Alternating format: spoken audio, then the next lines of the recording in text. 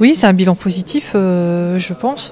On a mené des actions, des zones tests sur lesquelles on a pu établir des méthodologies communes. Ce projet nous a permis vraiment de déterminer quel type de plantes on pouvait retrouver et aussi quelles méthodes on pouvait apporter, tout en tenant compte des spécificités de chaque territoire. En tout, ce sont 5 plantes qui ont été ciblées: la renouée asiatique, la berce du Caucase, la balsamine de l'Himalaya, la jussier et l'hydrocotyle.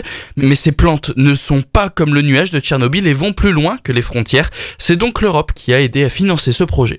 Pour la partie USAN, on a engagé au total 183 000 € environ, cofinancés à 50% par l'Europe.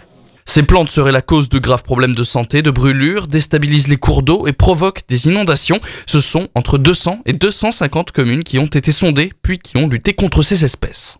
On a plusieurs dizaines de kilomètres de cours d'eau qui ont pu bénéficier d'actions de lutte contre ces plantes invasives. Bien sûr, c'est plus ou moins un succès selon les plantes. Il y a des difficultés pour certaines espèces à réussir une lutte efficace. Et il reste encore beaucoup de travail à faire sur l'ensemble de la zone frontalière. Donc on espère peut-être dans le prochain programme Interreg 5 déposer encore un projet sur ce thème-là. La collaboration ne va donc pas s'arrêter là. Les actions devraient se multiplier des deux côtés de la frontière contre ces plantes, mais aussi contre les rats musqués. Le premier appel à projet pour une nouvelle collaboration est prévu pour le premier semestre 2015.